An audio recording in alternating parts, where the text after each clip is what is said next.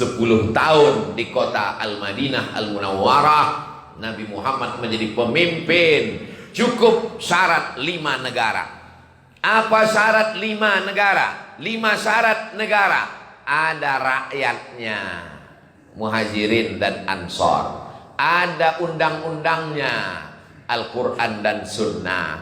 Ada pemimpinnya, Muhammad Sallallahu Alaihi Wasallam. Ada batas wilayah teritorialnya, Makkah, Madinah dan sekitarnya.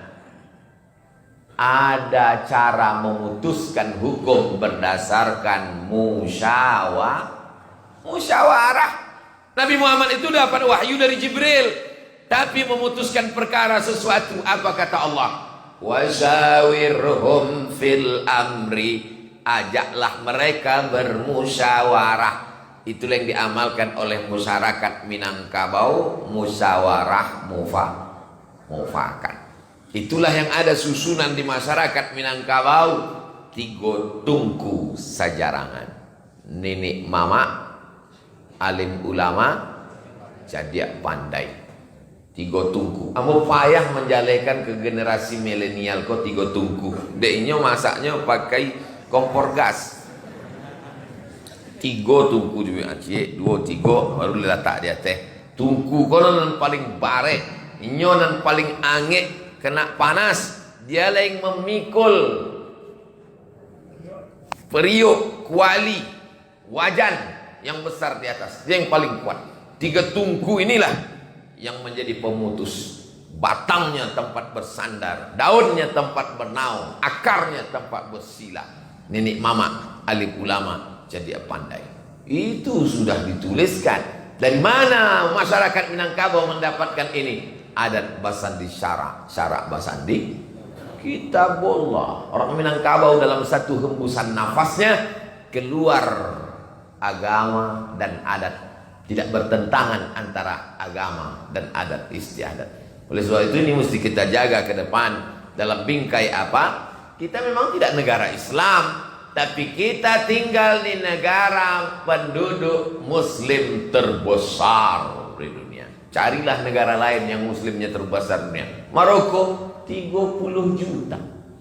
Maroko penduduknya cuma 30 juta. 10 kali lipat Republik Indonesia. Gemah ripah loh jenawi, tongkat dan batu jadi tanaman.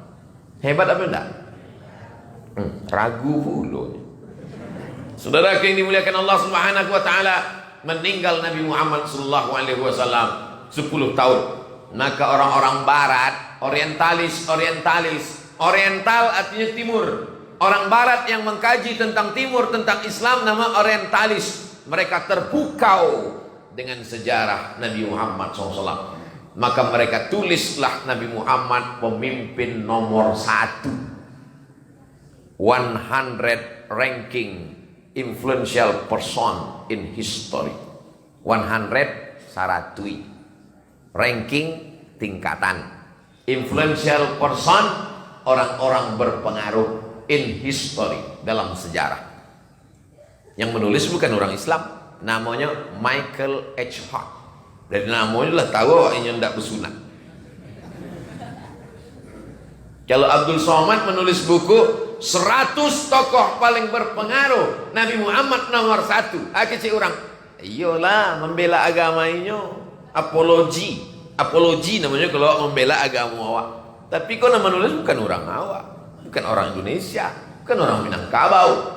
Michael H. Hart itu nama nulisnya orang Amerika. Diundang lainnya ke Mesir oleh pemerintah Mesir, Majlis A'la Lisyu'un Al-Islamiyah. Ditanya di orang Mesir, "Hai Michael H. Hart, manga waang menyabik Nabi Muhammad ko nomor 6 patamu?" Itu terjemah Minangkabau. Kenapa Nabi Muhammad nomor 1? Apa kata Michael H. Hart? Nabi Muhammad sallallahu alaihi wasallam melakukan yang tidak dilakukan oleh nabi-nabi lain, yaitu dia adalah tokoh pemimpin. Makanya dia mengirim surat ke Raja Mesir, mengirim surat ke Raja Persia, mengirim surat ke Raja Romawi. Kalau ada kepala negara berkirim surat ke kepala negara, itu namanya menjalin hubungan bilateral dua negara. Kalau 3-4 negara namanya multilateral. Yang layak berkirim surat kepada kepala negara hanyalah seorang pemimpin negara. Surat Nabi dibaca oleh Raja Persia. Raja Persia namanya Kisra. Siapa namanya? Kisra. Dibacanya surat Nabi, dikoyaknya surat Nabi, disobek-sobeknya surat Nabi, dicampakkannya ke tanah, melapor dan membawa surat Nabi itu ke Rasulullah SAW. Ya Rasulullah, ikut Kisra menyobek-nyobek surat engkau ya Rasulullah. Apa kata Nabi SAW? Mazzaqallahu biladahu. Allah akan merobek-robek kekuasaan Kisra. Hancur kerajaan Kisra. Negeri Kisra menjadi Islam. Di mana itu sekarang? Persia menjadi negara Islam, hancur. Tapi ada satu raja yang baik, namanya Kaisar, Raja Romawi. Sampai surat Nabi diciumnya, dikasihnya minyak wangi, diletakkannya dalam kotak kayu, ditutupnya, dimuliakannya, dikumpulkannya menteri-menterinya. Lalu kemudian dibacanya surat Nabi itu. Kata dia, inilah Nabi akhir zaman. Lalu kemudian dia ingin masuk Islam, tapi menteri-menterinya tak setuju. Bahaya bos, nanti kalau kau masuk Islam begini. Lalu didengarnya ada jamaah datang dari kota Madinah, dari kota Makkah, namanya Abu Sufyan. Siapa nama jamaah yang datang? Abu Sufyan. Undang Abu Sufyan itu datang ke istana. Ditanyanya Abu Sufyan, Abu Sufyan, hadis ini disebutkan dalam Sahih Muslim. Kamu datang dari mana? Dari kota Makkah. Betul di Makkah itu ada seorang Nabi bernama Muhammad? Betul. Bagaimana dia? Diceritakan Abu Sufyan. Apa kata Kaisar? Kalau betul yang kau katakan wahai Abu Sufyan, saya beliku maudhi'a qadamayya hadha. Muhammad akan mengambil tempat tegakku ini. Waktu itu Kaisar itu sedang tagak. Kalau betul yang kau cakapkan ini Abu Sufyan, Muhammad akan mengambil tempat tegakku ini. Tempat tegak Kaisar itu kota bernama Damaskus.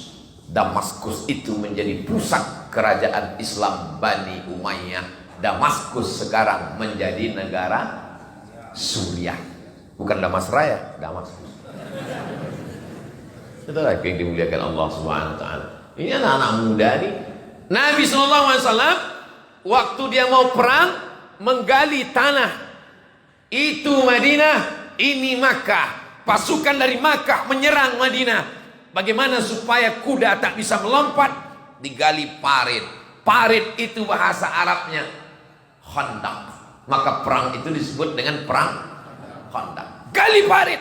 Atas usul siapa? Seorang laki-laki dari Persia bernama Salman Al-Farisi. Anak muda kini taunya Salman Khan. Salman Al-Farisi guys. Al-Farisi. Kata Salman, kami punya tradisi perang di Persia, kami gali parit. Kalau begitu kata Nabi, gali parit. Digalilah parit. Waktu cangkul besi itu kena batu, memancar cahaya 3 kali, memancar cahaya. Kata Nabi, cahaya pertama aku melihat Yaman dibebaskan. Cahaya kedua aku melihat Syam dibebaskan. Cahaya ketiga aku melihat Rom dibebaskan. Yaman dibebaskan. Yaman menjadi Islam. Itulah dia sekarang negara Yaman Utara, Yaman Selatan. Syam dibebaskan. Syam jadi Islam. Itulah 4 negara: Yordania, Suriah, Lebanon, Palestina. Tapi ada satu janji Nabi yang betul, yang belum nampak oleh mata kita. Rom. Ada yang mengatakan Rom itu Turki. Kalau ada yang mengatakan bahwa Rom itu Turki, berarti hadis itu sudah selesai. Tapi ada yang mengatakan Rom itu adalah Eropa. dan Islam akan jaya di Eropa 100 tahun lagi. Tahun 2100, ada yang mengatakan 2050, itu Eropa akan berkibar la ilaha illallah Muhammadur Rasulullah. Yang berkata demikian siapa? Bernard Lewis. Siapa namanya? Bernard Lewis. Cari nanti. Bernardlewis. Bernard Lewis. Ada orang Bukit Tinggi nama Bernard Lewis? Aduh. Cek Bernard Lewis. Bernard Lewis mengatakan ini orang Yahudi warga negara Amerika, bahwa Islam akan menguasai Eropa. Penyebabnya ada 3. Pertama, karena imigran dari negara-negara Islam berdatangan ke Eropa. Orang Turki datang merantau ke Jerman. Orang Turki banyak di Jerman.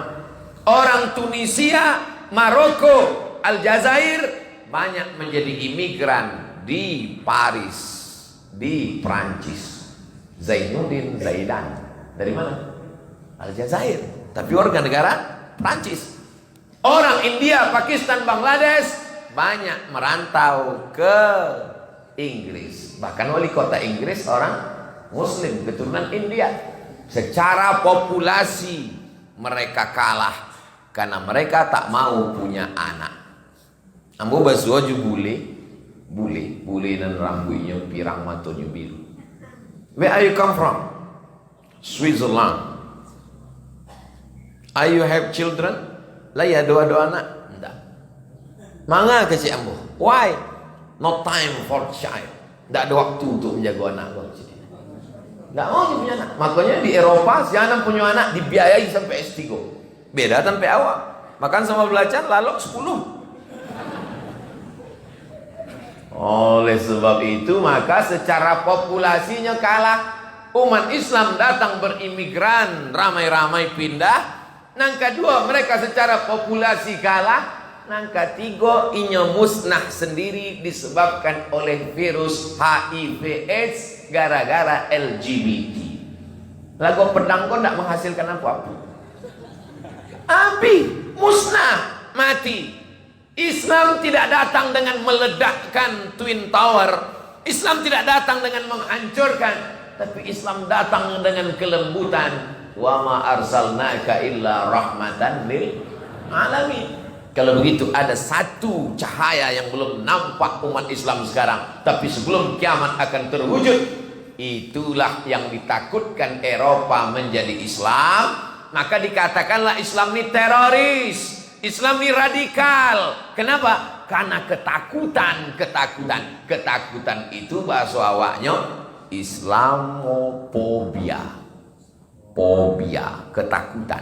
Orang kalau terlalu ketakutan manca lihat pucuk pisang bancuk pucung. Orang kalau terlalu ketakutan takut. Jadi banyak orang kok ketakutan mencari ambo. Tak boleh takut kan. Ambo kok biasa-biasa. Bare 50 kurang.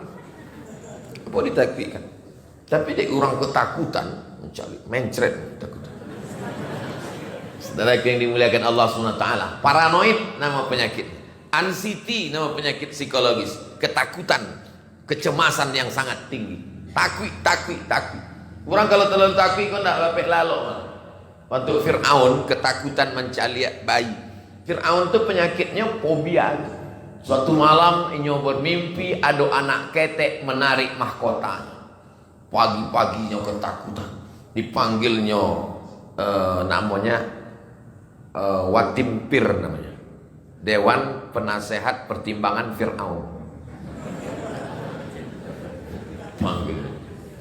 Penasehat. Yo tuan, malam tadi ambo mancalia ada anak ketek menarik mahkota ambo. Oh, kalau begitu ada anak yang lahir tahun ini dan dia akan menarik mahkotamu. Oh, kalau begitu keluarkan surat keputusan Fir'aun, semua anak-anak sembelih.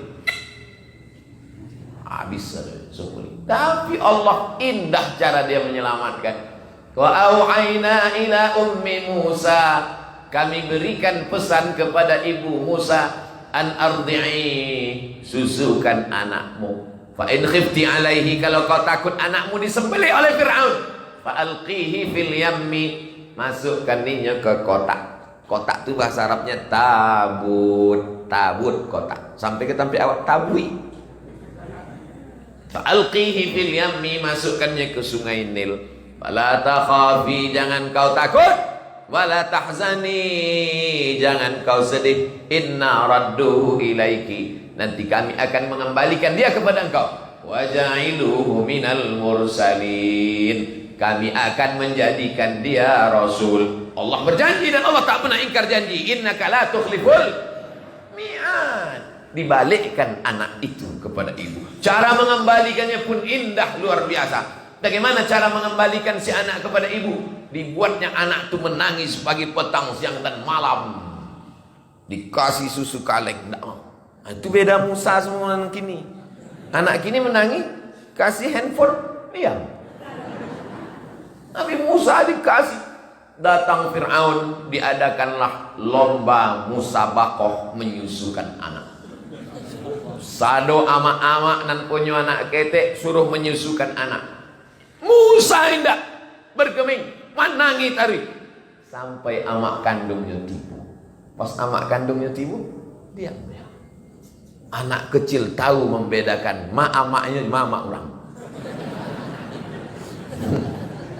Luar biasa. Bapak Ibu yang dimuliakan Allah Subhanahu wa taala, begitu Allah ingin menggodok nabi-nabi ini menjadi pemimpin, meninggal Nabi Muhammad sallallahu alaihi wasallam, hilang pemimpin. Bagaimana cara sahabat untuk mengangkat? Masing-masing mencalonkan. Orang Madinah mencalonkan namanya Sa'ad bin Ubadah. Orang Makkah mencalonkan namanya Umar bin Khattab. Dua calon. Tapi waktu itu tidak ada baleho. Berkumpullah mereka di sebuah tempat namanya Saqifah Bani Sa'idah. Itu menunjukkan Nabi Muhammad SAW bukan monarki. Tahu monarki? Mati apanya, naik anaknya. Itu namanya monarki. Seandainya Nabi Muhammad itu monarki, meninggal Nabi, pasti yang jadi penggantinya adalah Fatimah. Fatimah anak Nabi tunggal perempuan. Tapi tidak. Nabi Muhammad SAW tidak monarki, tapi yang dipakai adalah permusyawaratan. Musyawarah. Inilah sistem yang paling adil. Musyawarah. Sekarang kita tidak pakai musyawarah, namanya demokrasi. Dalam dunia demokrasi, tak ada beda suara antara profesor dengan orang biasa, sama-sama nilainya satu. Tidak adil. Yang adil itu Islam. Islam itu menetapkan manusia punya kemampuan yang berbeda, maka dia punya nilai poin yang berbeda. Masya Allah, tabarakallah, syukran, jazakumullah. Tidak ada temanya. Tidak, gurau aja. Ustadz kalau ceramah jangan lagi teh mani. Nampak tamu lehernya kok angin, kalau dikasih ayangnya putui. Banyak ustadz tidak sampai tua. Suara apa kabar? Nang kedua, iko pita suara kuange di ceramah tidak boleh diagi air gulo. Dan banyak ustadz mati dek sakit gulo. Ya, banyak ustadz. Orang Bukit Tinggi sayang ke ambu. Itu mah kok diagi air putih. Teh talu bahayu. Bapak Ibu yang dimuliakan, di mana kajian? Aku lupa kalau saya cerita. Bahwa Islam itu peduli kepada kepemimpinan. Aslinya dalam tafsir musyawarah. Akhirnya musyawarahlah sahabat. Maka diangkatlah Umar bin Khattab. Meninggal Umar bin Khattab, Abu Bakar Siddiq. Meninggal Abu Bakar, Umar. Islam pakai musyawarah. Sekarang kita tidak pakai musyawarah, tapi pakai demokrasi. Demokrasi itu bisa baik, bisa tak baik. 10 anak di kelas mau cabut. Anak-anak kita ada cabut? Enggak, adanya online. Enggak cabut. Awak dulu nyonan cabut. Terbuka lu cerita awak cabut. 10 anak ingin cabut pakai demokrasi. 10 orang. Lalu orang itu pun bertanya lah. Hai guys, gimana kalau kita cabut hari ini? Kita terapkan demokrasi, oke? Demokrasi. Nan 9 setuju cabut, nan cie indak setuju. Kalau gitu cabut apa indak? Cabut. Kalau gitu demokrasi kok elok apa indak? Gara-gara demokrasi lah mako nan 9 kok cabut. Dek suara yang menang adalah suara cabut. Tapi rupanya nan 9, nan 10 anak kok sudah ngaji dengan Ustaz Jalfatullah. Ustaz Jalfatullah iko inyo sedang menilai ambo dari belakang bara somat kau dapet. Inyo sini orang punya kakak kelas. 9, 10 anakku sudah mengaji, sudah hebat, sudah takwa kepada Allah. Lalu mereka pun buat demokrasi. Ya akhi, hanya kanlah hijrah berubah. Nggak guys lah kan. Hai brother, gimana kalau kita cabut hari ini? Yang setuju cabut cuma surang, 9 tidak setuju. Waktu itu cabut apa enggak? Tidak. Demokrasi baik apa enggak? Nah, tadi kecilnya enggak baik. Jadi kalau begitu yang masalah bukan demokrasinya tapi urangnya. Lai jaleh sama ama pun paham demokrasi. Itu ambo sanangnya berceramah di Bukit Tinggi. Urangnya cerdas-cerdas. Makanannya randang. Saudara yang dimuliakan Allah SWT, tidak ada masalah demokrasi. Yang masalah itu adalah orang yang memilih. 9 setuju cabut, jelek, negatif. 9 tidak setuju cabut, maka 9 itu yang menang. Baik bisa menang, salah bisa menang. Yang penting orang yang memilih. Ketika orang mengambil kertas, dia mencoblos. Coblos bukan sembarang coblos. Dia akan diminta tanggung jawab di hadapan Allah. Ala adullukum ala akbaril kabair. Maukah kalian kutunjukkan dosa terbesar di antara yang besar?